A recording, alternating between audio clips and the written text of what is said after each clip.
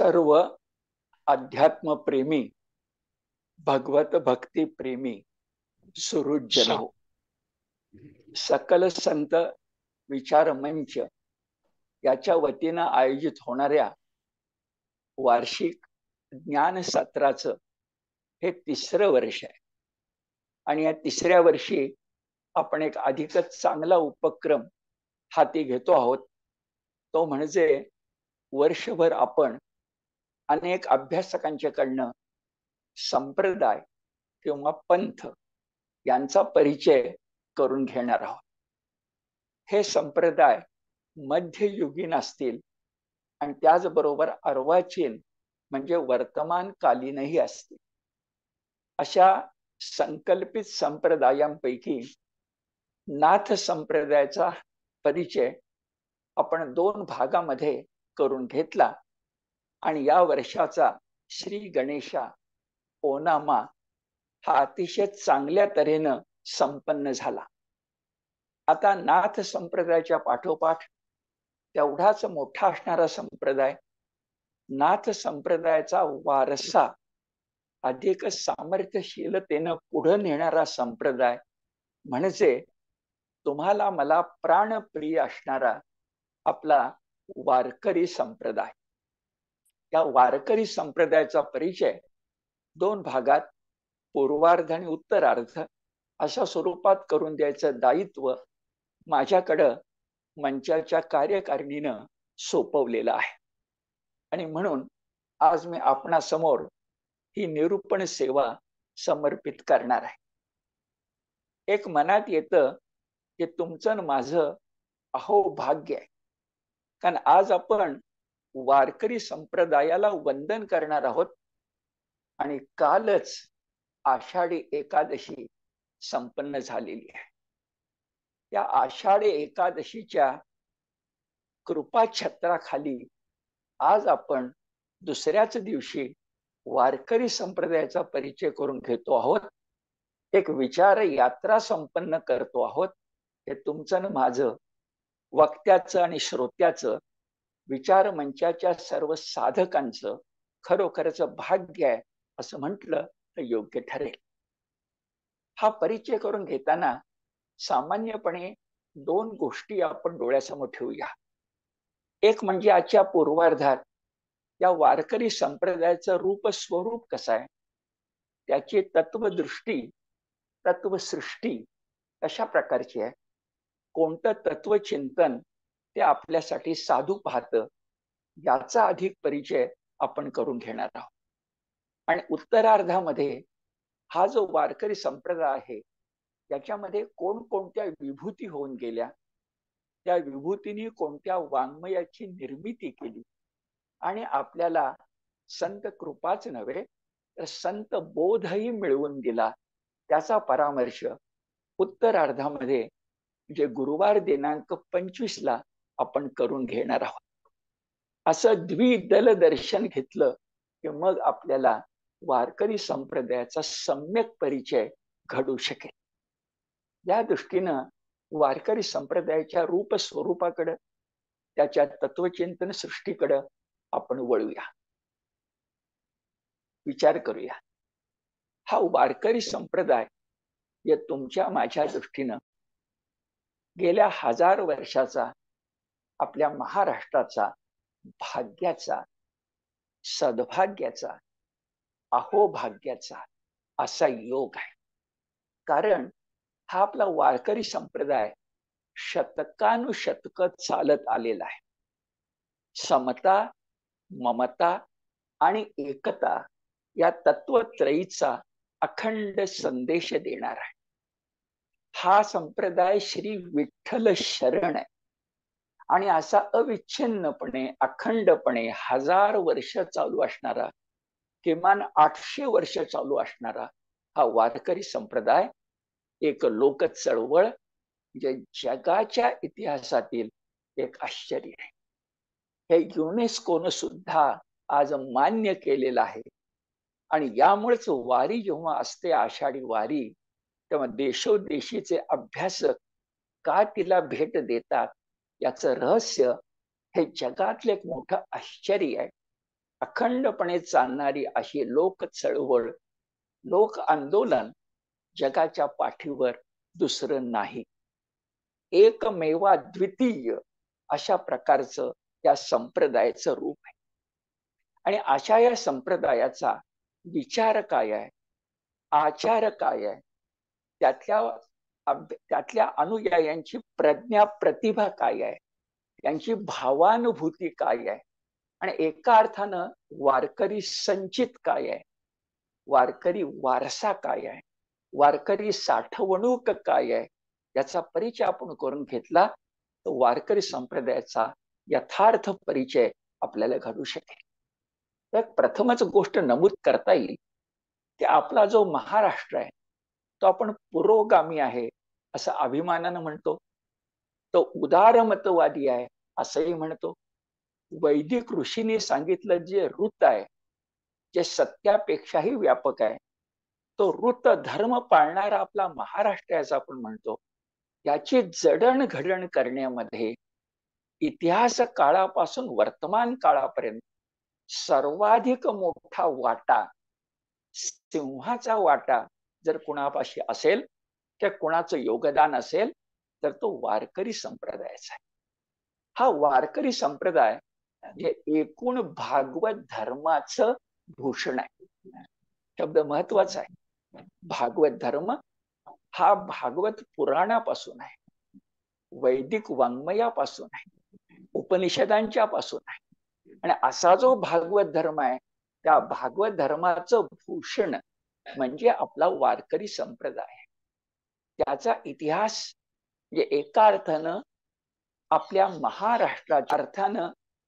महाराष्ट्राच्या प्रगतीचा, साहित्य सृष्टीचा किंवा नेमका शब्द वापरायचा तर धर्म प्रवण इतिहासाचा साक्षीदार आहे, साथीदार आहे, नव्हे निर्माता आहे. मुळात आपला वारकरी संप्रदाय हा जो मी आत्ता सांगितला वैदिक काळापासून चालत आला भागवत धर्म, त्या भागवत धर्माला उजाळा देणार आहे. अत्यंत तत्वनिष्ठ आहे, सर्वसमावेशक आहे, विलक्षण लोकप्रिय आहे. आणि या संप्रदायाला महाराष्ट्रातला गंगासागर म्हणावं अशा प्रकारचा प्रमुख संप्रदाय, ही मुख्य धारा आहे. अनेक वर्तमानकालीन संप्रदाय याच्यातून जन्मलेत आणि याच्यात विलीन झाले. सागराचे सामर्थ्यच असतं. वारकरी संप्रदाय हा महाराष्ट्रातला गंगा सागर आहे असं लक्षात. या संप्रदायानं अनन्यनिष्ठ भक्ती योगाचा उपदेश केला आणि सर्वसामान्य जनतेला तात्विक दृष्ट्या एका उच्चतम पातळीवर नेलं. आचरणातून, विचारातून, जीवनशैलीतून, जीवननिष्ठेतून उंचीवर नेलं असं आपल्या लक्षात येईल. दया, क्षमा, शांती, मगाशी म्हटल्याप्रमाणे समता, ममता, एकता या तत्वांचा वारकरी संप्रदाय आग्रह धरतो. आणि पुन्हा सांगतो की हा आग्रह धरणं हाच मानवतेचा धर्म आहे. आणि तोच मानवतेचा धर्म गाभ्याच्या स्वरूपात प्राणतत्व म्हणून वारकरी संप्रदायात समाविष्ट झालाय असं लक्षात. आतापर्यंत जे मी बोललो हे अधिक तात्विक वाटेल, पण आपण एका मोठ्या माणसाचे उद्गार लक्षामध्ये घेऊया की वारकरी संप्रदायाची कामगिरी नक्की चतुर्विध कशी आहे हे आपल्या ध्यानात. ही व्यक्ती म्हणजे आपणा सर्वांना निश्चितपणे माहिती आहे ते वर्तमान काळातले वारकरी संप्रदायाचे तपस्वी अध्वर्यू प्राचार्य शंवा तथा मामासाहेब दांडेकर. या दांडेकरांनी वारकरी संप्रदायाचा इतिहास नावाचे एक छोटे खाणी पण अत्यंत महत्वाचं पुस्तक लिहिलंय. त्या पुस्तकात त्यांनी वारकरी संप्रदायाची कामगिरी 4 विभागामध्ये अशी मांडली आहे. त्यांनी पहिला विभाग सांगितलाय की वारकरी संप्रदायाने काय केलं तर संस्कृत साहित्यातून चालत आलेले जे मात्रावृत्त, अक्षरगणवृत्त इत्यादी काव्य छंद होते ते आदरपूर्वक बाजूला ठेवून आपले जे मराठी लोकछंद होते ते म्हणजे अभंग आणि ओवी या देशी छंदांचा आदर केला. स्त्रियांच्या जात्यावरच्या ओव्या होत्या, त्यांनाच वारकरी संप्रदायानं भक्तीच्या ओव्या बनवल्या आणि या ओवी मालिकेतून आणि अभंग छंदातून अलौकिक ग्रंथ संपत्ती ही वारकरी संप्रदायानं निर्माण केली. ही या संप्रदायाची पहिली कामगिरी. दुसरी कामगिरी, धर्माचं वळण हे समाजातल्या उच्च वर्गाला लावलं जातं, लागू शकतं. पण समाजामधला जो तळागाळातला माणूस आहे, जो उपेक्षित आहे, जो दुर्लक्षित आहे, जो वंचित आहे, अशा सगळ्यांना बरोबर घ्यायचं आणि त्यांना ईश्वर विषयक ज्ञान द्यायचं, अध्यात्माचा पाठ पढवायचा आणि तो सुद्धा त्यांच्या माय मराठी देशी भाषेतून, तरच तो सुलभपणे त्यांच्या गळी उतरू शकतो आणि त्यांच्या जीवनाला धर्मपरायण वळण लागू शकतं. आणि एकदा असा सगळा वर्ग उद्धरून केला की मग देशाला राष्ट्राला चिंता नसते. ते काम, दुसरी कामगिरी वारकरी संप्रदायाने केली. वारकरी संप्रदायाने तिसरी कोणती कामगिरी केली?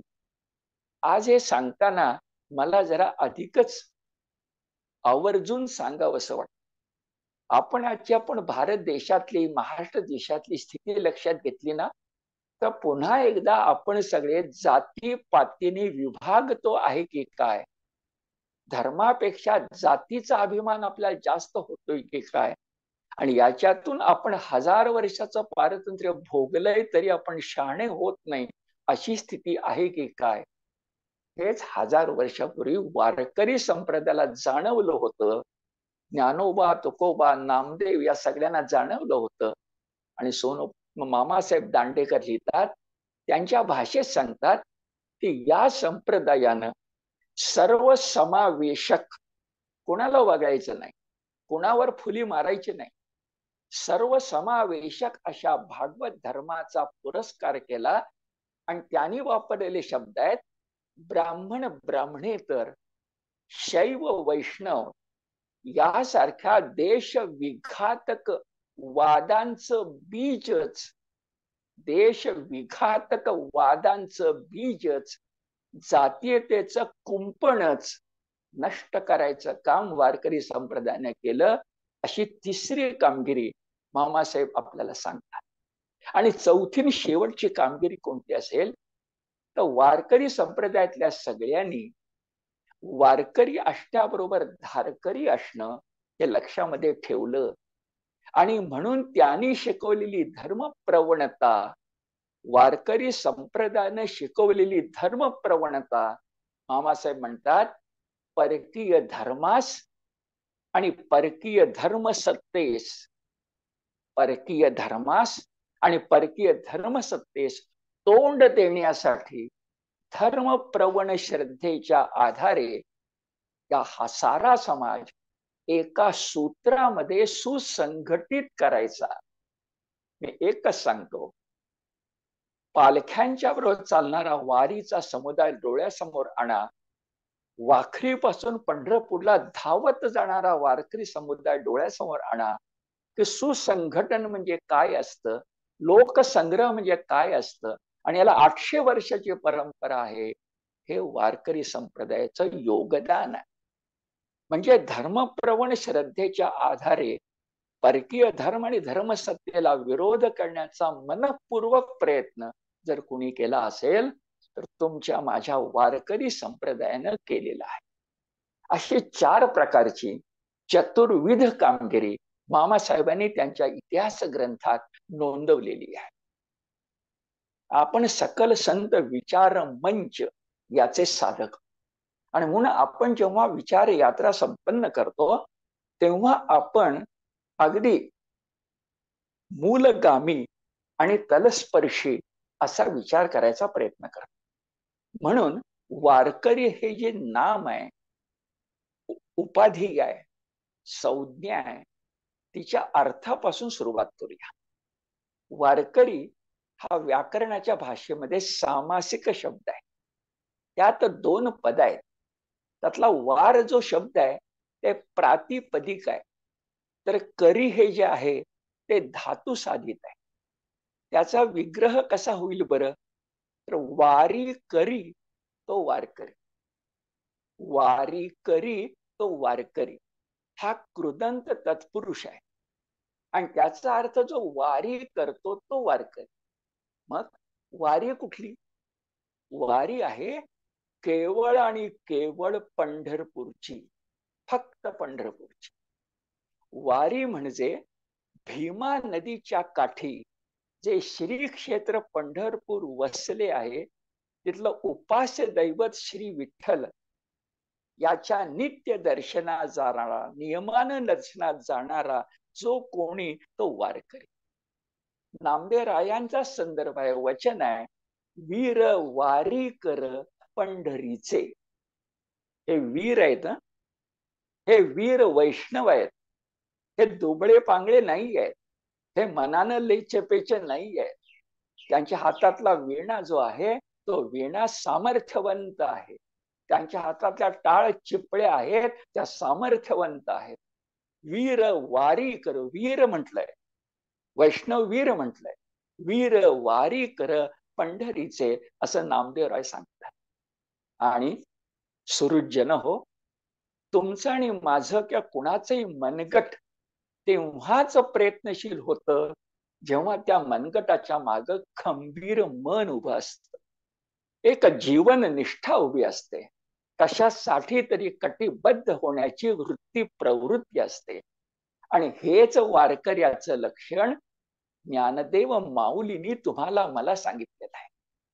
वारकऱ्याची व्याख्या काय, वारकऱ्याचं लक्षण काय? शब्द आहेत माऊलीचे, काया वाचा मने जीवे सर्वस्वे उदार, बाप रखमा देवी वर विठ्ठलाचा वारी कर. विठ्ठलाचा वारी कर.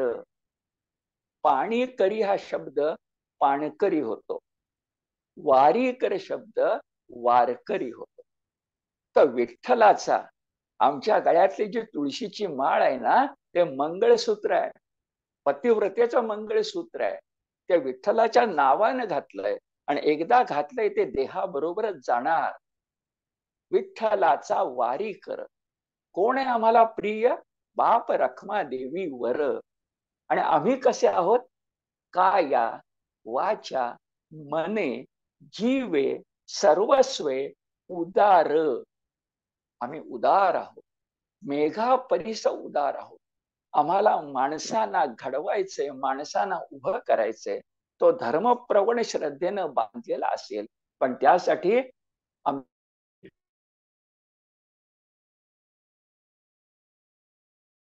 आमचं जीव नवे सर्वस्व उदारपणे आम्ही उधळून टाकू. देवासमोर बेल भंडारा उधळतात ना, तसा वारकरी धड पडेपर्यंत धडपड करत राहतो, त्यालाच वारकरी. वारकरी या संज्ञेचा अर्थ आपण बघितला. वारकरी म्हटलं की 3 संज्ञा आपल्या समोर निश्चितपणे येतात.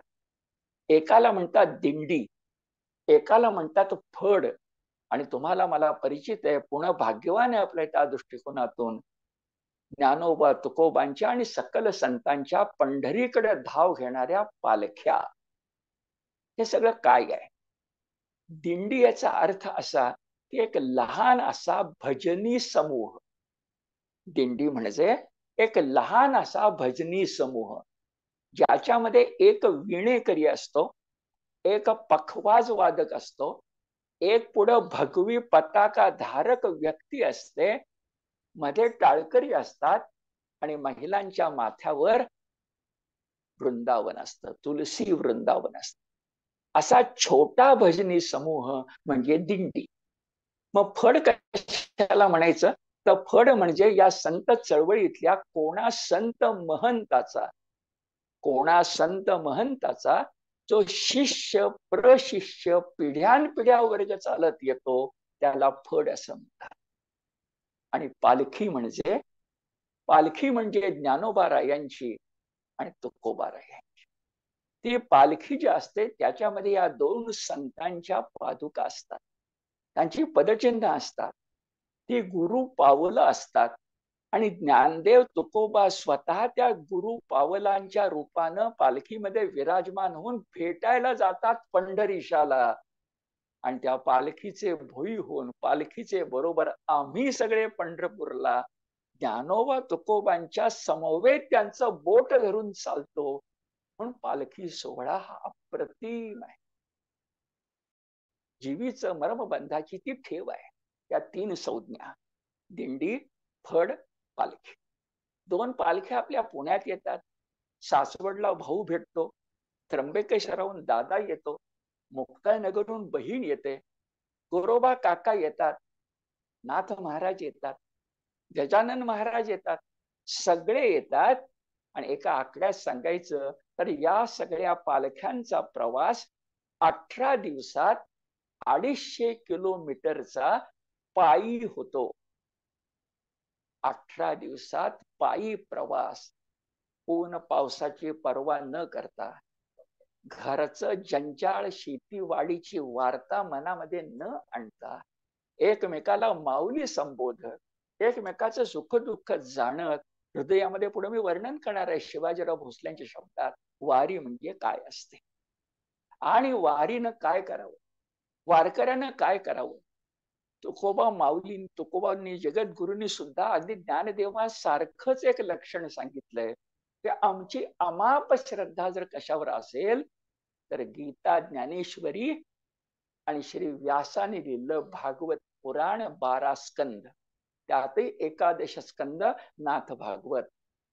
शब्द बघा, गीता भागवत करीती श्रवण, अखंड चिंतन विठोबाचे. आमचा धर्मग्रंथ कोणता? आम्ही वेद उपनिषदांचा आदर करतो, पण विनोबाजी म्हणतात तसं गीता ज्ञानेश्वरी मराठी माणसासाठी सुपर्याप्त आहे, सुपर्याप्त. गीता भागवत करीती श्रवण, अखंड चिंतन विठोबाचे. आणि चिंतन काय करायचंय? तुकोबारायांचे शब्द आहेत, वैष्णवांचा धर्म जगी विष्णू हेची वर्म. एकदा कळलं चिदविलास, एकदा कळलं विश्वात्मक देव, एकदा कळलं भूती भगवंत, किंवा काय कळायचं उरतच नाही. आणि वारीमध्ये वारकऱ्याला सहजपणे कळतं आणि त्याच्या कृतीतून उतरतं. हे वारकऱ्यांचं वैशिष्ट्य आहे. आपण वारकरी संज्ञा, त्याचे उपविभाग, त्यांची विश्लेषण हे लक्षात घ्या. संप्रदाय याचा अर्थ नाथपंथ पाहताना आपल्याला सांगितला गेलाय. आठवणीसाठी 2-4 वाक्यात सांगतो. संप्रदाय शब्दामध्ये सम अधिक प्र अधिक दा, दा धातूचं दाय रूप आहे. संप्रदाय याचा अर्थ गुरु शिष्य परंपरेनं पिढ्यान पिढ्या काही एक विचार व्यूह आणि आचार प्रणाली जेव्हा संक्रमित होते तेव्हा संप्रदाय उभारा. त्यामध्ये देण्याची क्रिया आहे, हे हृदयचे ते हृदय घातले ही क्रिया आहे, निष्ठापूर्वक स्वीकारण्याची क्रिया आहे आणि प्रतितीपूर्वक देण्याची क्रिया आहे. हे शक्ती संक्रमण आहे, हे भक्ती संक्रमण आहे, हे श्रुती संक्रमण आहे. असा जो संप्रदाय असतो तो वारसा पूर्वजांच्याकडनं घ्यायचा असतो आणि पुढीलांच्याकडे द्यायचा असतो. कवी विम कुलकर्णींच्या शब्दामध्ये सांगायचं तर सांभाळा हा वीणा, हा वारकरी वीणा आहे आणि हा सातत्यानं पुढे जायला हवा. मग जेव्हा केव्हा आपण कोणत्याही संप्रदायाचा परामर्श घेणार, नाथ पंथाचा घेतला, वारकरी संप्रदायाचा घेतोय आणि उद्या अन्य अभ्यासक अन्य संप्रदायांचा परिचय परामर्श तुम्हाला विचार यात्रेतून घडवतील, तेव्हा तुम्ही सुद्धा सजग मनानं काही मुद्दे ध्यानामध्ये घ्या. संप्रदाय समजून घेणं म्हणजे काय? समजून घेणं, संप्रदाय समजून घेणं म्हणजे तत्वज्ञान, आचार प्रणाली, देवता, विभूती, श्रद्धा, विश्वास, उपासना आणि उपासना स्थान असं अष्टकमल आहे. या अष्टकमलामध्ये संप्रदायाची सरस्वती विराजमान असते. पुन्हा एकदा उल्लेख करतो, संप्रदाय कायला पाहिजे असतात. संप्रदायाचं स्वतंत्र एक, पृथगात्म एक, स्वायत्त एक, स्वतंत्र एक तत्वज्ञान असतं. काही एक आचार प्रणाली असते. विरोध कुणालाच नाही, कारण अध्यात्मात विरोध संभवत नाही. अद्वैत अद्वयामध्ये विरोध संभवतच नाही. पण तत्वज्ञान असतं, आचार प्रणाली असते, देवता असतात, देवतांचा परिचय घडवणाऱ्या विभूती असतात, त्यांच्या प्रती आपल्या श्रद्धा असतात. श्रद्धेचं रूपांतर विश्वासामध्ये होतं आणि विश्वास बळकट राहण्यासाठी नित्य उपासना करावी लागते. आणि ज्याला आपण तीर्थक्षेत्र म्हणतो ती उपासना स्थान असतात. का पंढरीची वारी करायची? आमचं उपास्य दैवत त्या ठिकाणी कायमच आमची वाट पाहत उभा आहे. आम्ही त्याला भेटलो नाही तर कळसावर ते स्वतः येतं आणि या रे भक्त जन म्हणून आम्हाला हाकारत. उपासना स्थान असं अष्टकमल हे संप्रदायामध्ये मोठं असतं असं लक्षात. आपण जर तत्वचिंतनाच्या बाजूला गेलो, कारण ते फार महत्वाचं आहे, माझ्या पूर्वार्धाचा तो महत्वाचा भाग आहे. आपण जर तत्वचिंतनाच्या बाजून गेलो तर वारकरी संप्रदायाचं तत्वचिंतन एका तक्त्यातून मी तुम्हाला नंतर सांगणार आहे. पण आधी थोडं व्यापक बोलूया. वारकरी संप्रदायाचं तत्वज्ञान हे कुठून आलंय, कसं आलंय? तर वारकरी संप्रदायाचे फार मोठे तत्वचिंतक, विश्लेषक जे प्राचार्य नीना रेळेकर, ते आपल्या लक्षात आणून देतात की वारकरी संप्रदायामध्ये ज्याप्रमाणे वैदिक दर्शन आहेत त्याप्रमाणे अवैदिक दर्शन पण आहेत. वारकरी संप्रदायामध्ये ज्याप्रमाणे वेद उपनिषदांचा वारसा आहे तसाच बौद्ध आणि जैनांच्या धर्म मंथनाचाही वारसा आहे. रेळेकरांच्या शब्दामध्ये सांगायचं तर ते सांगतात, एक फार महत्वाचं विधान आहे की वारकरी संप्रदाय हा अभंग करत्या संतांचा संप्रदाय आहे. आपल्याकडे ज्ञानेश्वरी एकनाथी भागवत आहे, पण मुख्य अभंग आहे. अभंग करत्या संतांचा संप्रदाय आहे. त्यांचे शब्द असे, लोक प्रबोधनासाठी आणि उपेक्षितांच्या उत्थानासाठी, लोक प्रबोधनासाठी आणि उपेक्षितांच्या उत्थानासाठी भजन कीर्तनाच्या समूह भक्तीला प्राधान्य देत. का वारकरी संप्रदायात भजनाला, कीर्तन म्हणजे निरूपणाला, ज्ञानेश्वरी किंवा एकनाथी भागवत पारायणाला साप्ताहिक महत्व असतं लक्षात घ्या. इथं समूह भक्ती आहे, कारण समाजाचा विचार आहे. इथं वैयक्तिक मोक्षाची आकांक्षा नाही पडलेली. कुणाचा उद्धार? उपेक्षितांचा. प्रबोधन कुणाचं? लोकांचं. मार्ग कोणता? भजन कीर्तनाची समूह भक्तीला प्राधान्य देणाऱ्या अभंग करत्या संतांचा संप्रदाय म्हणजे वारकरी संप्रदाय. साहजिक जेव्हा त्याच्या तत्वज्ञानाच्या आपण शाखा उपशाखा, त्याचे पदर, त्याचे स्तर बघायला लागलो तर त्याच्या गाभ्यात कोण आहे? वारकरी संप्रदायाच्या गाभ्यामध्ये महाभारतातला भगवान श्रीकृष्णानं सांगितलेला नारायणीय धर्म आहे. का गीता भागवत बघा, महाभारतातला नारायणीय धर्म, ज्याला सात्वत धर्म म्हणतात, तो गाभ्यात आहे. गीता, भागवत, महापुराण या दोहोंनी या आपल्या संप्रदायाला उदार बनवलेला आहे, परिपुष्ट केलेला आहे. म्हणजे वेद उपनिषद, वैदिक आणि अवैदिक दर्शन, भागवतासह 18 पुराण, बौद्ध आणि जैन यांचं धर्म मंथन, या सर्वामधला खास लक्षात घ्या, या सर्वामधला सत्वांश काढून याला माणुसकीचा धर्म म्हणता येईल, असा मानवतेचा धर्म वारकरी संप्रदायात ज्ञानदेव नामदेव या आपल्या पहिल्या 2 आचार्यांनी निर्माण केलेला आहे, सत्वांश काढून. आणि म्हणून मग या सत्वांशाचा विचार असल्यामुळे मगाचा शब्द पुन्हा उच्चारतो, समता ममता एकता हा तर आमच्या वाड वडिलांची मिरास आहे. आम्हाला त्याशिवाय चैन पडणारच नाही. आणि याचं दृश्य रूप पाहायचं असेल तर पंढरीची वारी जी नुकतीच आषाढीला संपन्न झाली, तिचं रूप. मगाशी मी उल्लेख केला त्या वारीचं अगदी थोडक्यात. शिंपल्यामध्ये सागर म्हणावं तसं, किंवा समुद्रामध्ये घागरीमध्ये सागर, शिंपल्यात समुद्र म्हणावं तसं वर्णन प्राचार्य शिवाजीराव भोसले यांनी केलं. प्राचार्य शिवाजीराव भोसले म्हणजे रससिद्ध वाणीचे समाज प्रबोधक, तत्वचिंतक. त्या व्यक्तीचे शब्द मोहरेदार असतात आणि म्हणून त्यांची 7-8 वाक्य वाचून दाखवतो आणि पुढे जा. आपण शांतपणे ती वाक्य ऐका. आपल्या डोळ्यासमोर वारीचं विश्व उभं राहिल्याशिवाय राहणार नाही.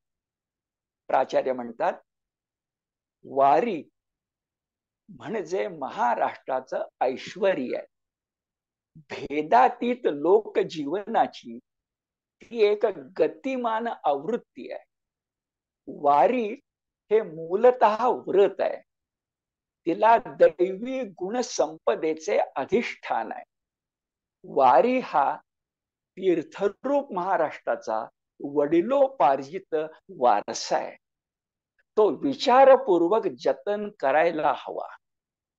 वारी कशी असते ते सांगतात, पायाखाली धरती, वाटचाल पायी आहे ना, पायाखाली धरती, डोईवरती आकाश, मनात जागृत श्री विठ्ठल, आणि या निशी प्रवाही झालेले जणू ज्ञानदेवांचे पसायदान म्हणजे वारी. आता याच्या सुंदर वर्णन वारीचं काय करायचं, त्याने आणखीन एक मुद्दा सांगितला आहे. या वारीमध्ये जाणवते ती आचारसंहिता नागरिकत्वाची उंची वाढवणारी आहे. माऊली माऊली. आणि दुसरं वाक्य आहे, वारकरी संप्रदायातल्या सौजन्य शक्तीचा उपयोग या भारतवर्षाला लोकशक्तीच्या संवर्धनासाठी, सौजन्य शक्तीचा उपयोग लोकशक्तीच्या संवर्धनासाठी होईल, हे वारीचं महात्म्य आहे. आता मगाच्या पद्धतीनं जे अष्टकमल सांगितलं त्यातल्या एका पाकळीचा परामर्श घेत जाऊ.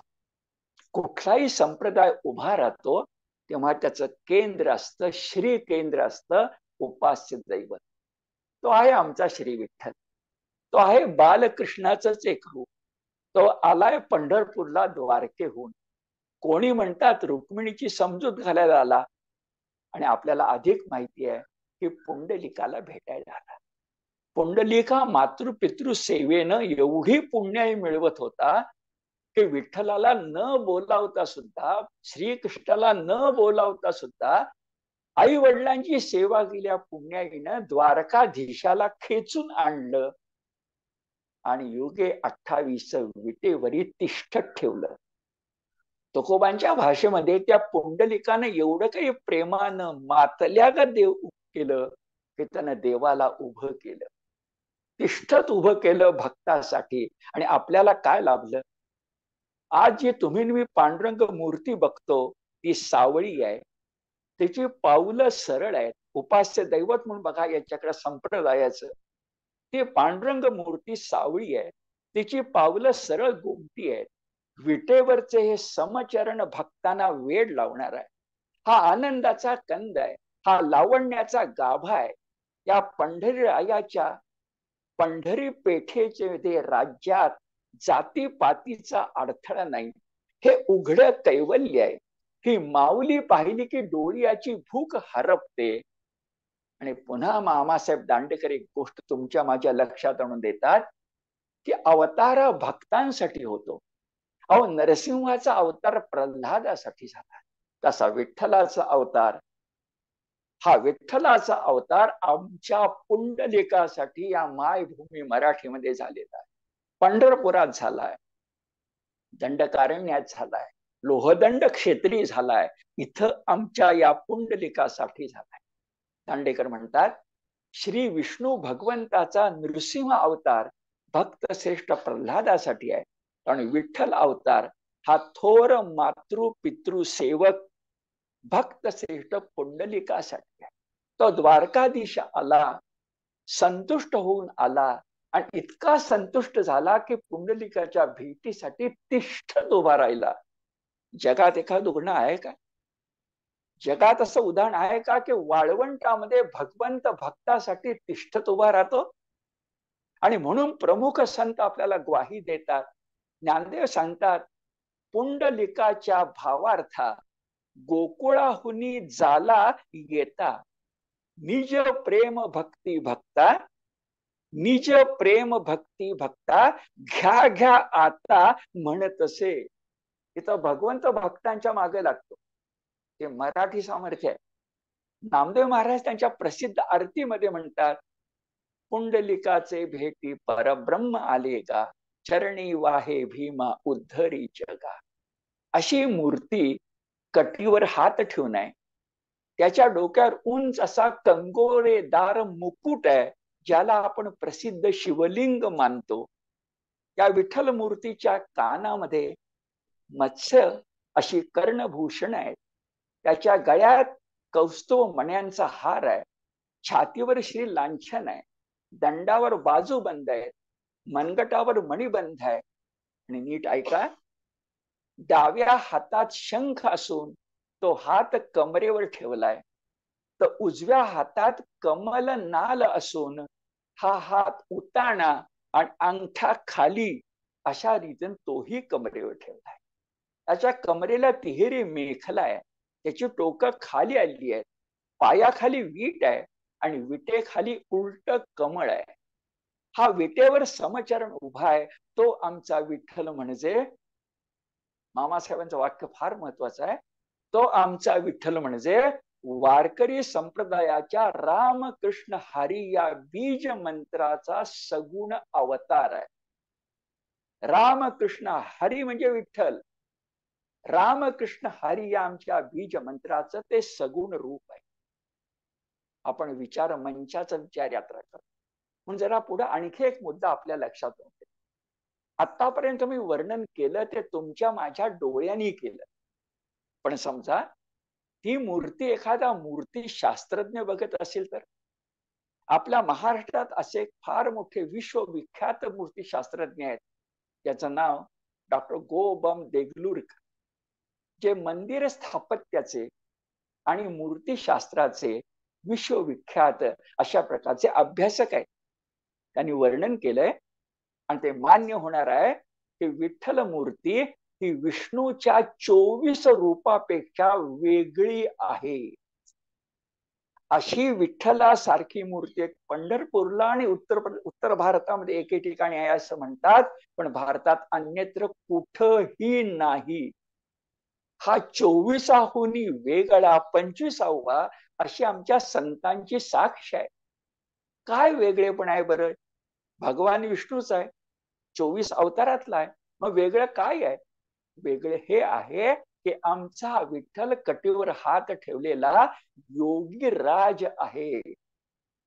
मी तर अभ्यासपूर्वक विधान करतो की भगवत गीतेमध्ये भगवंताला योगेश्वर म्हटलंय, योग योगेश्वर म्हटलंय, आणि तोच गीतेतला योग योगेश्वर ज्ञानेश्वर माऊलीच्या त्या ज्ञानेश्वरीतून या विठ्ठलाच्या रूपानं तुमच्या मायासमोर उभा ठाकलेला आहे, ज्याचं वर्णन आपल्या अभंगातून ज्ञानदेवानी मुक्त कंठानं केलं.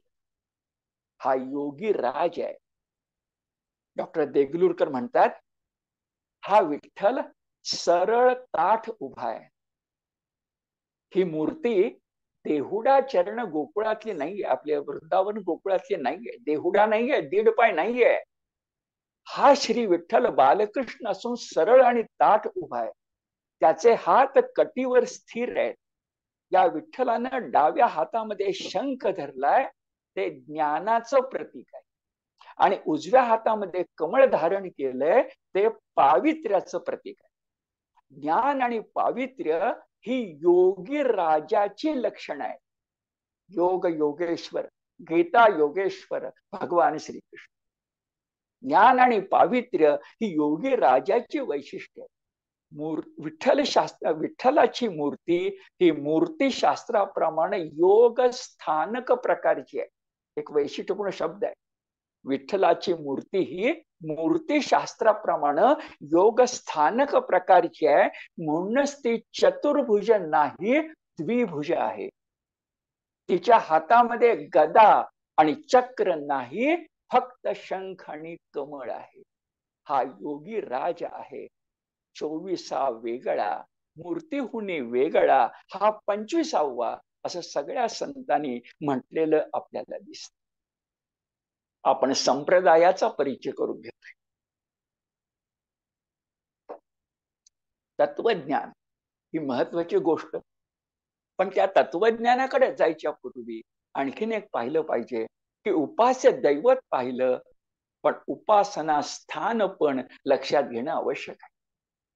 ही पंढरी आहे ना, मी विचाराच्या शेवटी सांगतो तुम्हाला, ही पंढरी महाराष्ट्राच्या कशी मर्म बनतात की ठेवा.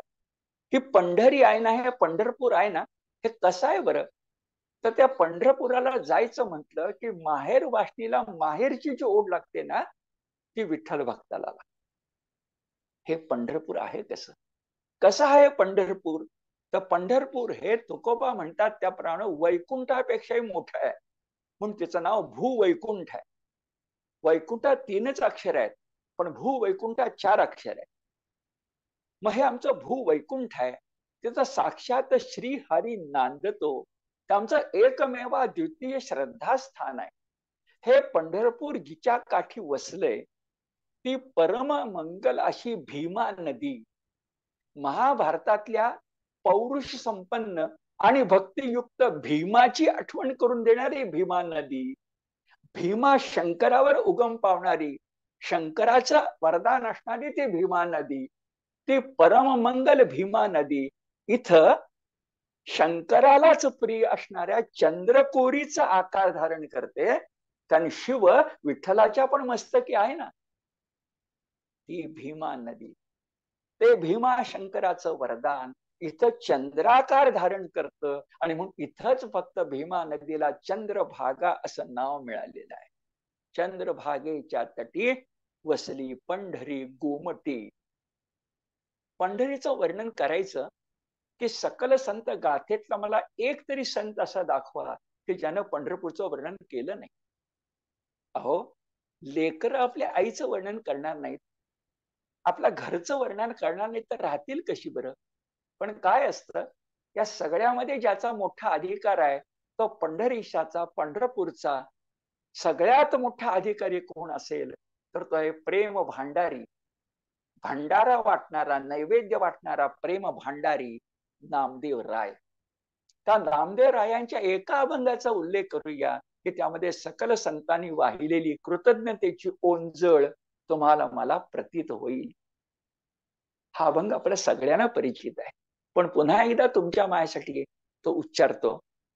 आधी रचिली पंढरी, मग वैकुंठ नगरी. जेव्हा नव्हते चराचर, तेव्हा होते पंढरपूर. जेव्हा नव्हती गोदा गंगा, तेव्हा होती चंद्रभागा. चंद्रभागेच्या तटी धन्य पंढरी गोमटी.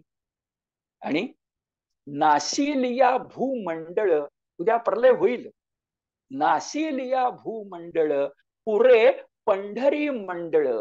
का वसे सुदर्शनावरी, म्हणून अविनाशी पंढरी.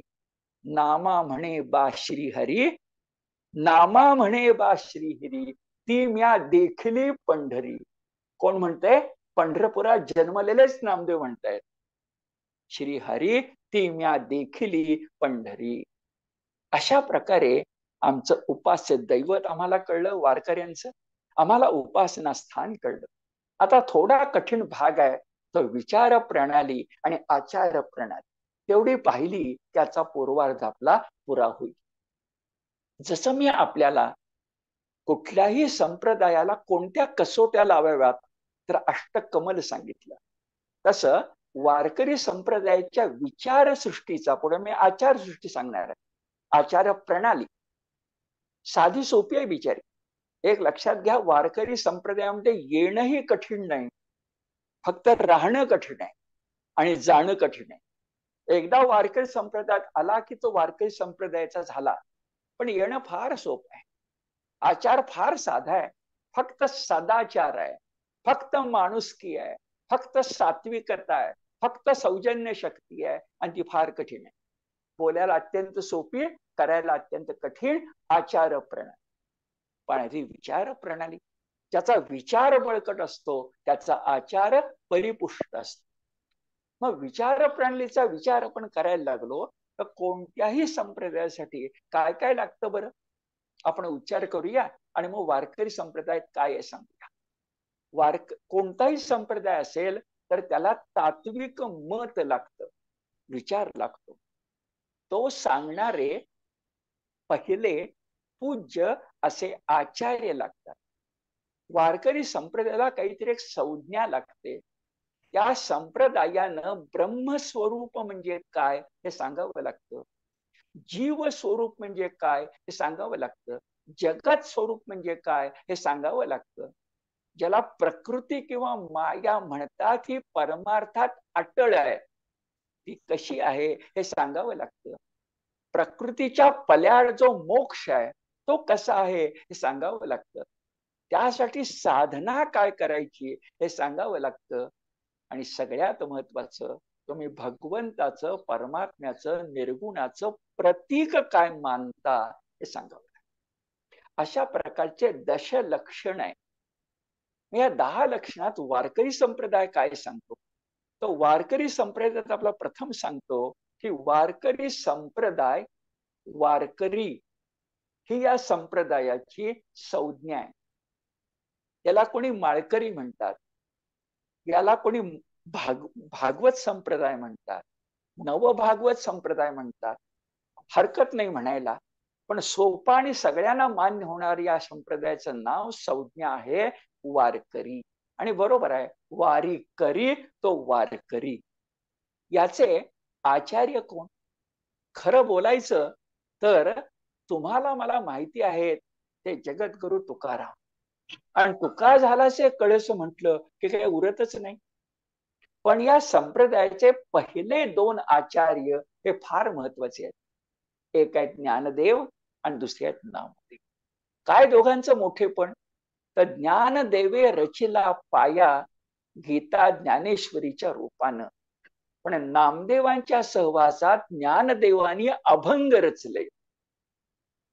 ज्ञानेश्वरी, अमृतानुभव, चांगदेव 65 लिहिणाऱ्या ज्ञानदेवानी नामदेवांच्या सहवासात अभंग रचले. कारण अभंग करत्या संतांचा संप्रदाय म्हणजे वारकरी संप्रदाय. त्या नामदेवांच्या अभंगाचं फार महत्व आहे. अभंगाचं लक्षण सुद्धा शास्त्री पंडित नसूनही नामदेवांनी आपल्या अभंगातून सांगितलेलं लक्षण. आणि अभंग तर शतकोटी अभंग करण्याची प्रतिज्ञा केली जी तुकोबांनी पूर्ण केली असा आपला विश्वास आहे. अभंगाचं लढिवाळ रूप, लाघवी रूप, दुधावरच्या साईसारखं रूप हे नामदेवांची अभंग वाणी आहे. पण त्याच नामदेवानी ज्ञानदेवांच्या संजीवन समाधीनंतर 20 वर्ष या भारताची 2दा यात्रा करून पंजाब पर्यंत विठ्ठलमाईचं रूप पोचवलंय. उभय विठ्ठलू अडवई विठ्ठलू, विठ्ठलू बिन संसार नाही, असं जेव्हा गुरु नानकांच्या ग्रंथसाहेब ग्रंथामध्ये विठ्ठल भेटतो तेव्हा धन्य धन्य वाटतं. पण एका आचार्यानं ज्ञानदेवे रचिला पाया, पण नामातयाचा किंकर तेने केला हा विस्तार.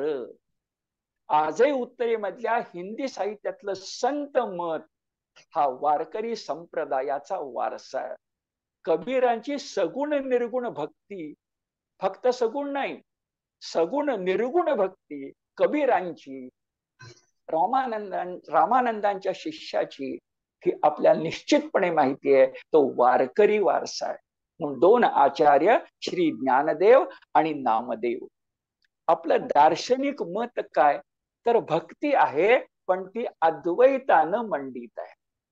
भक्ती आहे पण ती अद्वैत विचारानं मंडित आहे. आम्ही ब्रह्म कसं मानतो, तर फक्त आम्ही निर्गुण मानत नाही आणि फक्त सगुणही मानत नाही. म्हणून सगुण निर्गुणात्मक देवाधिदेव, पुढे विठ्ठल. सगुण निर्गुणात्मक हे आमच्या दृष्टीनं ब्रह्माचं स्वरूप आहे. जीव स्वरूप कसं आहे बरं, तर ते अहम ब्रह्मास्मी असं आहे. पण साधकाकडून मुक्ताकडे जाणार, साधकावस्थेतून मुक्तावस्थेकडे जाणार ब्रह्मरूप हे जीव स्वरूप आहे. वारकरी संप्रदाय दृष्टीने जगताचं रूप कसं आहे, मोठं वैशिष्ट्यपूर्ण आहे. वारकरी संप्रदाय या जगाकडं आभास म्हणून पाहत नाही, विलास म्हणून पाहतो. भ्रम म्हणून पाहत नाही, एक विशिष्ट चैतन्याचा स्तर म्हणून पाहतो. चिदविलास, सूर्य सूर्याचे किरण, गुळ गुळातली गोडी, सोनं सोन्याचा सोनेपणा, हे सांगताना तत्वज्ञानाच्या भाषेमध्ये म्हणायचं कसं आहे जग बरं, तर व्यतिरेक दृष्ट्या मिथ्या आणि अन्वय दृष्ट्या सत्य, हे खरं आहे. अन्वय दृष्ट्या अहो सगळ्या ठिकाणी देव आहे, अन्वय, पण हा माझा विठ्ठल देव आहे. व्यतिरेक आणि अन्वय. तर व्यतिरेक दृष्ट्या मिथ्या, जे विठ्ठलाच्या मागे बालकृष्ण आहे या अर्थानं तात्विक दृष्ट्या मिथ्याही म्हणाल, पण नाही मिथ्या आम्हाला पटणार. तो आमच्या दृष्टीने जीवीचा जीवलग आहे. तो अवतार असेल, अवतृ असेल, तो बालकृष्ण असेल, पण तो आमचा परमात्मा आहे. शब्द तत्वज्ञानाच्या भाषेत, तत्वज्ञानाच्या भाषेत, नाही तर गैरसमज होईल. व्यतिरेक दृष्ट्या मिथ्या आणि अन्वय दृष्ट्या तो चिदविलास. माया कशी आहे, त्या मायेला कोणी मूळ माया म्हटलंय, कोणी आदी माया म्हटलंय. सुहृदजन हो, वारकरी संप्रदाय समजून घेताना एक शब्द आपण लक्षामध्ये घेऊया की वारकरी मायेला काय म्हणतात. वारकरी मायेला त्या परमात्म्याची सद सद विलक्षण, म्हणजे सतही नाही आणि असतही नाही, ती सत असताच्या पलीकडची आहे, ती अंधार प्रकाशाच्या पलीकडची आहे, ती द्विमिती नाही, ती त्रिमिती आहे. पण हे सगळं तात्विक बोलणं झालं. वारकरी संप्रदाय मायेला म्हणतो की माया म्हणजे ब्रह्माची, परमात्म्याची लीला शक्ती आहे. ते सगळ्याचा उलगडा होत. लहान मुलींना भातुकलीचा खेळ खेळावासा का वाटतो, मुलांना मोठे आपण झाल्यानंतर अमुक बनूया म्हणून तो पोशाख करावा असं का वाटतं. लीला शक्ती. तशी परमात्म्याची पण लीला शक्ती आहे, तो विलास आहे. आणि म्हणून तात्विक दृष्ट्या माया स्वरूप म्हणजे ब्रह्म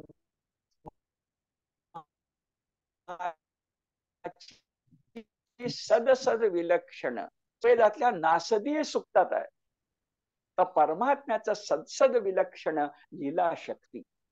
मोक्ष स्वरूप म्हणजे ब्रह्म सायुज्य, ब्रह्माशी एकरूप होणं. पण इथं थोडस वैशिष्ट्य आहे. आम्हाला मुक्ती हवी, पण तो चौथा पुरुषार्थ मिळाल्यावरही वारकरी समाधानी नाहीत. त्यांना पंचम पुरुषार्थ हवा, तो म्हणजे मुक्तीवरी भक्ती हवी. एकनाथ म्हणाले, भक्ती जर मुक्तीला मारत असेल, आपली मुक्ती जर भक्तीला मारत असेल, तर असली मातृहंतारी, आईला मारणारी भक्ती मुक्ती आम्हाला नको. विशेष आहे. 4 पुरुषार्थ आम्हाला सांगितले गेले, पण आमचा पंचम पुरुषार्थ, चौथा पुरुषार्थ आम्ही नाकारत नाही. जीव हा शिव व्हायलाच पाहिजे, अद्वैताचा अनुभव यायलाच पाहिजे, पण त्याचबरोबर आम्हाला हे जग सुद्धा समरसतेने जगायचंय. आणि देहाची शिडी करून भक्तीची गुढी उभारत उभारत आम्हाला भगवंताशी तुका झाला पांडुरंग असं होऊन जायचंय. सगुण निर्गुणात्मक तुका झाला पांडुरंगचा विचार करा. सगुण निर्गुणात्मक म्हणजे आमची ज्ञानयुक्त अद्वैत भक्ती आहे. आणि आमचं उपास्य दैवत काय आहे, शिवशक्ती स्वरूप विठ्ठल रखुमाई. आता ध्यानामध्ये येईल की पंढरपूरच्या संस्थांचं नाव सुद्धा फक्त विठ्ठल संस्थान नाहीये, विठ्ठल रखुमाई संस्थान आहे. कारण शक्तियुक्त शिवाय हा नाथ पंथाचा वारसा आहे. आपला आठवतं का बघा, नाथ पंथाचे दोन भाग आपण ऐकताना शब्द वारंवार ऐकले आहेत. नुसता शिव नाही, खरं सांगू, नुसता शिव अशिव आहे. शक्तियुक्त शिव हाच परम मंगल आहे. शंकरोती सा शंकर, तो शिव शक्तियुक्तच पाहिजे, तो अर्ध नारी नटेश्वरच पाहिजे. आणि त्याचं रूप म्हणजे आमचं विठ्ठल रखुमाई. आणि या तत्वज्ञानाचा कळस असेल तर चिदविलास. हा चिदविलास ज्ञानदेवांच्या ज्ञानेश्वरीत आहे, अमृतानुभवात आहे, चांगदेव 65 आहे आणि सकल संतांच्या साहित्यात आहे. एका अभ्यासकानं तर प्रबंधिका लिहिली याच्यावर की ज्ञानदेवांचा चिदविलास आणि सकल संतांचे अभंग. एक प्रबंधिका उपलब्ध आहे. काही वचनं फक्त सांगतो वेळेच्या अभावी. विचार करा, मी जर चिदविलास तुम्हाला ज्ञानेश्वरीतून सांगितला तर त्यात विशेष नाही, पण तो अमृतानुभवातून सांगितला तर विशेष आहे. कारण तो ज्ञानदेवांचा स्वतंत्र ग्रंथ आहे. ते भाष्य नाहीये, ते उपनिषद आहे, ते मराठी उपनिषद आहे आणि त्या ज्ञानेश्वरीचाच वारसा आहे. ज्ञानेश्वरी नंतर अमृतानुभव आहे. आणि ते सांगतात, देव देऊळ परिवारू की जे कोरुनी डोंगरू, तैसा भक्तीचा व्यवहारू कान व्हावा. एका दगडावर राम आणि मारुतीची मूर्ती असेल आणि मी मारुतीला फुल वाहिलं तर त्या रामाच्या चरणी जाणार नाही का? देव देऊळ परिवारू की जे कोरोनी डोंगरू, कैलास लेणं आठवा, की जे कोरोनी डोंगरू, तैसा भक्तीचा व्यवहारू कान व्हावा. अहो, भक्तीला द्वैत पाहिजे. कुणी सांगितलं? ज्ञानदेव अमान्य करतात आणि चिदविलासवाद सांगतात.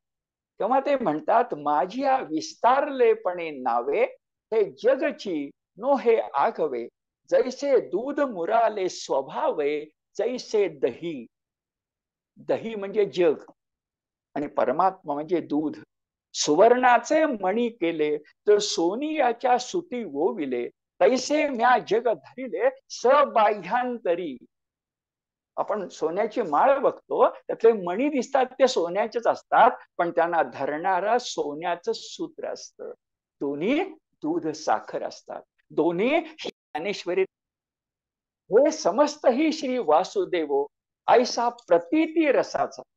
कवी अनिल होते, त्या अनिलांनी प्रतीती रस नावाचा 10वा रस सांगितला होता. अनुभूती रस, भक्तीच्याही पलीकडचा प्रतीती, तो शब्द ज्ञानदेवांचा आहे. हे समस्तही श्री वासुदेवो ऐसा प्रतीती रसाचा ओतला भावो, म्हणून भक्ता माझी रावो आणि ज्ञानिया तोची. वारकरी भक्त ज्ञानी भक्त असतो. गीतेचा 12वा अध्याय ज्ञानही भक्ती योग आहे. अंधश्रद्धेला फुली आहे. सगळे आमचे संत पाखांड खंडन करतात. जगद्गुरु तुकोबा राय बुवा बाजीवर कठोर प्रहार उमटवतात. ही वारकरी संप्रदायाची विचार प्रणाली. शेवटच्या 5 मिनिटात आचार प्रणालीचा आधार घेऊया, म्हणजे हा भाग पुरा होऊ शकेल. आचार प्रणाली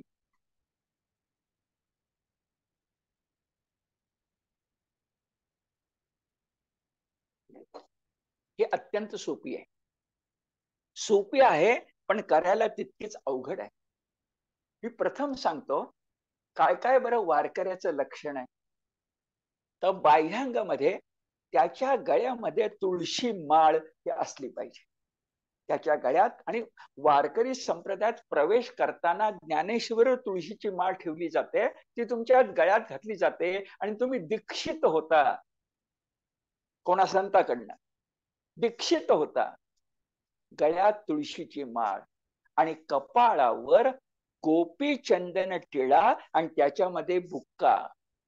हे वारकऱ्यांचं बाह्यांगी लक्षण आहे. त्याचबरोबर एकदम शेवटी जाऊन पुन्हा मागे येतो, त्याचं नित्य आचरण कसं असायला पाहिजे. त्याचं नित्य आचरण त्रयी आहे. शाकाहार सेवन, मांसाहार नाही. शाकाहार सेवन, सदैव प्रामाणिकपणा, धंद्यात सुद्धा व्यवसायात सुद्धा सदैव प्रामाणिकपणा. वारकरी आणि खोटं बोलतोय नाही चालणार. सदैव प्रामाणिकपणा, शाकाहार सेवन आणि परनारी परधन त्याज्य. परधन त्याज्य, संतांचा शब्द आहे विष्ठे समान. आणि परनारी त्याज्य, परनारी म्हणजे रखुमाई समान. त्या दोन गोष्टी सांगितल्या. बाकीच्यांचा उल्लेख करतो की एकादशीला जमेल तसं, म्हणजे जमेल त्यांनी मासिक, नाही जमलं तर 4 वेळेला, म्हणजे शुद्ध एकादशीला, आषाढी, कार्तिकी, माघी, चैत्री, या 4 महत्वाच्या. काही मासिक एकादशीलाही पंढरपूरला जाणारे असतात आणि विठोबरायाचं दर्शन घेतात. असं एकादशीला जाणं, मासिक शुद्ध एकादशीला, वद्य ही संतांची आणि शुद्ध ही देवाची, तर शुद्ध एकादशीला जाणं. आणि मग सांगितल्याप्रमाणे कुठल्याही नवस सायासासाठी नाही, तर फक्त आईला भेटायला माहेर वाशिम जाते तशी. याचबरोबर एकादशीचा उपवास केला पाहिजे. दोन्ही एकादशांचा, वद्य आणि शुद्ध, उपवास दोन्ही वेळा केला पाहिजे. त्याचं पारण द्वादशीला असतं असं लक्षात. कुठला मंत्र आहे बरं? हरी मंत्र आहे. रामकृष्ण हरी, रामकृष्ण हरी, रामकृष्ण हरी. म्हणून बघा, मला माहिती आहे तुम्ही अनुभव घेतला असेल, फोनवर हॅलो असं न म्हणता फोनवरून शब्द ऐकायला येतात वारकऱ्याच्या मुखातून, रामकृष्ण हरी. रामकृष्ण हरी हा त्यांचा नित्य मंत्र आहे. जयघोष फक्त 2च मान्य आहेत. ते जयघोष आहेत, पुंडलिक वरदा हरी विठ्ठल, पंढरीनाथ महाराज की जय. विशेष संज्ञा आहेत, त्या ज्याच्या मुखी येतात तो वारकरी वाटतो. एक माऊली आणि दुसरे जगद्गुरु. माऊली म्हणजे ज्ञानदेव, विठाई माऊली सुद्धा नंतर, ज्ञानदेव माऊली. आणि जगद्गुरु हा शब्द श्रीकृष्णाचा आहे. जगद्गुरु श्रीकृष्ण, तो बालकृष्ण, त्याचा अवतार, त्याचा भक्त तुकोबा राय, म्हणून जगद्गुरु तुकोबा राय. तुळशीची माळ आणि तिळा बुक्का सांगितलं. नामस्मरण केलं पाहिजे. रोज संध्याकाळी ज्ञानदेवांचा हरिपाठ म्हटला पाहिजे, म्हटलाच पाहिजे ज्ञानदेवांचा. तसे पंचहरिपाठ रत्न आहेत, अनेक हरिपाठ आहेत, पण मान ज्ञानदेवांचा आहे. ज्ञानदेवे रचेला पाया. आणि म्हणून हरिपाठ म्हटला पाहिजे, नामस्मरण केलं पाहिजे, हरिभजन केलं पाहिजे, आणि वारकरी कीर्तन म्हणजे निरूपण केलं पाहिजे. व्यवसाय करायला बंदी नाही, पण व्यवसाय भक्तियुक्तच असला पाहिजे आणि सदैव प्रामाणिकपणा जपलाच पाहिजे. त्याला इलाज नाही. आणि विचार करा, हजार वर्ष कोणी कुणाला न शिकवता त्या भजन कीर्तन निरूपणातून, खेड्यातल्या छोट्या विठ्ठल मंदिरातून हे पाझरत आलं. आणि आपल्या महाराष्ट्राचा वंशदाय, आपल्या महाराष्ट्राचा DNA, मराठी माणसाचं जे मन बनलंय ना, ते आम्ही सत्व मानतो आणि स्वत्व मानतो. मी दोन्हीवर उल्लेख करतोय, वारकरी आणि धारकरी. तुकोबांची व्याख्या आठवा. दया तिचे नाव भूतांचे पालन, आणि निर्दालन कंटकांचे. वारीचा सगळा थाट तुम्ही बघितला तर अभ्यासक सांगतात त्याप्रमाणे तो लष्करी थाट आहे. ती संघटना, ते रिंगण, तो घोडा, ती पालखी, ते वेळेवर उठणं, वेळेवर जागणं, वेळेवर चालणं, सगळ्यात लष्करी शिस्त आहे. हे ध्यानात आपण घेतलं तर वारकरी कसा वीर वैष्णव आहे हे ध्यानामध्ये येईल. आणि शेवटी म्हणूया, असा वारकरी संप्रदाय तो महाराष्ट्राला एक DNA देता झालाय, वंशदाय देता झालाय. म्हणून अभ्यासकांचे शब्द, पण जरा त्यात बदल करून मी आपल्याला सांगतो की जो कोणी आयुष्यामध्ये एकदा तरी पंढरपूरला गेला, जो कोणी आयुष्यामध्ये एकदा तरी पंढरपूरला गेला, त्याला मराठी माणूस म्हणावं. आणि ज्याच्या मनामध्ये ज्ञानेश्वरी आणि तुकोबांचा गाथा याच्याबद्दल आदर आहे त्याला मराठी माणूस म्हणा. बस यात आहे वारकरी संप्रदायाचं रूप स्वरूप आणि विचार यात्रेचा पूर्वार्थ. धन्यवाद.